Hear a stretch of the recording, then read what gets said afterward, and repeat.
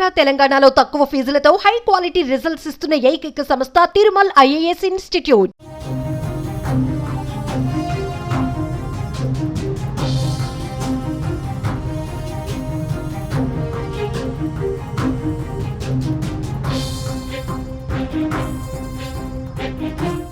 భయ్యా సన్నీ యాదవ్ ఎక్కడా?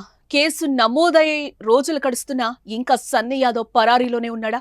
పోలీసులు పట్టుకోలేదు, అతడు కూడా పోలీసుల ముందుకు కూడా రాలేదు. దీంతో సన్నీ యాదవ్ కోసం వేట కొనసాగుతోంది. దేశ విదేశాల్లో బైక్ రైడింగ్ చేసే సన్నీ యాదవ్ సోషల్ మీడియాలో భారీగా ఫాలోవర్స్ ను సంపాదించుకున్నాడు. యూట్యూబ్ వీడియోల ద్వారా లక్షల్లో ఆదాయం కూడా వస్తోంది. కానీ అత్యాశకు పోయి బెట్టింగ్ యాప్ ప్రమోషన్స్ చేయడంతో ఇరకాటంలో పడ్డాడు. సన్నీ యాదవ్ బెట్టింగ్ ప్రమోషన్స్ చేస్తున్న వీడియోను ఆర్టీసీ ఎండీ సజ్జనార్ సోషల్ మీడియాలో పోస్ట్ చేయడంతో అతనిపై తీవ్ర విమర్శలు వచ్చాయి.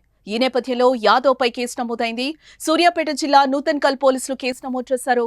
కానీ అతడు ఇంకా పరారీలోనే ఉన్నట్లుగా తెలుస్తోంది.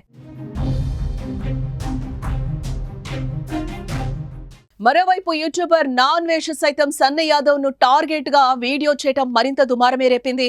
బెట్టింగ్ యాప్స్ ద్వారా సన్నీ యాదవ్ లక్షలు ఆర్జించాడని, భారీగా ఆస్తులు కూడబెట్టాడని ఆరోపణలు చేశాడు. వీటిపై సన్నీ యాదవ్ ఇంతవరకు స్పందించనే లేదు. అయితే సన్నీ యాదవ్ బెట్టింగ్ యాప్ కేసుపై అతని తల్లిదండ్రులు మాత్రం స్పందించారు. ఓ టీవీ ఛానల్తో మాట్లాడుతూ తన కొడుకుపై వస్తున్న ఆరోపణలను కొట్టిపారేశారు. తమకు వ్యవసాయ భూములున్నాయని, మెడికల్ షాప్ నడిపిస్తున్నామని చెప్పారు. అందులో నుంచే వచ్చిన డబ్బులతోనే ఇళ్లు నిర్మిస్తున్నట్లుగా తెలిపారు. బెట్టింగ్ యాప్ నుంచి వచ్చిన డబ్బులతో ఇల్లు కడుతున్నారనేది చెప్పేదంతా అబద్ధమని అన్నారు. కొత్త ఇంటిపై వస్తున్న వార్తలన్నీ పుకార్లేనని చెప్పారు.